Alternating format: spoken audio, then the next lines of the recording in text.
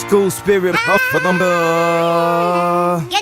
Alpha step, Omega step, Kappa step, Sigma step, aka step, Delta step, SG roll step, Zeta step, gangsters walk, pimps gon' talk. Ooh, heck you know that boy is raw. Hello, my name is Susan Ewing, and this is my podcast introducing the representations of Black college students in the media. As college and higher education is in demand in today's society among all races, it is important to look at the media representations that have surfaced. Overall, college students have had very little representation in the media. Some of the most notable college student representations among mainstream viewership include Saved by the Bell and Boy Meets World. Saved by the Bell aired from 1989 to 1993 on NBC. Shortly after, the sequel, Saved by the Bell: The College Years, was released. It only ran for one season.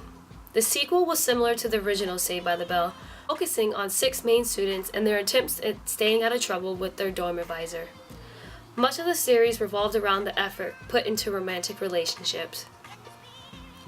Following Saved by the Bell, NBC introduced a new sitcom, Boy Meets World. Boy Meets World aired between 1993 and 2000. It followed the main character, Corey Matthews, as he struggled with everyday life lessons. Season 1 focused on middle school, Seasons 2 through 5 focused on high school, and Seasons 6 through 7 focuses on college.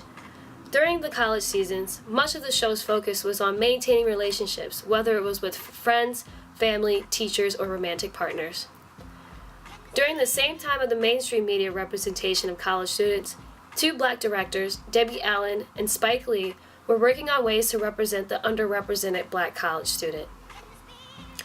A Different World, a spin-off series from The Cosby Show, aired on NBC from 1987 to 1993. The series was centered on the life of Denise Huxtable and the other students at Hillman College, a fictionally historically Black college set in Virginia. It addressed racial and class issues that were avoided by The Cosby Show. The first season was directed by Ann Beats, a white woman most known for her comedic writing. Under Beats' direction, the show was critiqued for not portraying an accurate historically Black college life.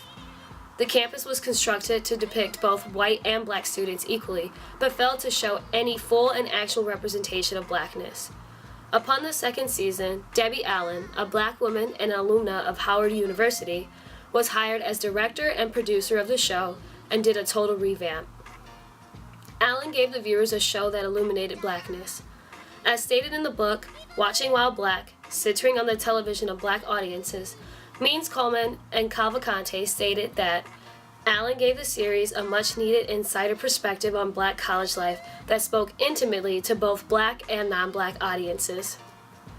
Allen's impact in production aided in encouraging many Black youth who watched A Different World to often mention the show as a defining reason for the decision to attend an historically Black college or university. Spike Lee's School Days is another Black written and directed media representation that portrayed Black students in college. The film was released in 1988 and was based on Spike Lee's personal experience at an HBCU. Its storyline was about events of homecoming weekend and how fraternity and sorority students butted heads with other students on campus. The film also touched on other issues of interracial conflicts within the Black community. It is important to mention that School Days used many of the actors from the TV series A Different World. Jasmine Guy, Kadeem Hardison, and Darryl Bell were all major actors on A Different World and also had important roles in School Days. Other significant members of the School Days cast also had guest star roles in A Different World, which included Tisha Campbell, Art Evans, Dominic Hoffman, and Roger Smith.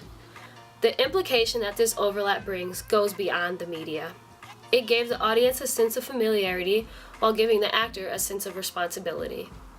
These media depictions shape the viewer's perspectives on how white and Black college students are different within the discourse of college. While the mainstream media depictions concentrated on regulating relationships, the Black media portrayals highlighted race matters, which were internal and external to the Black college student's life.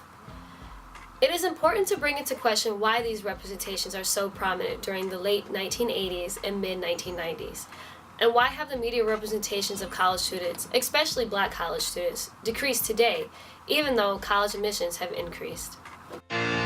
School spirit, for them.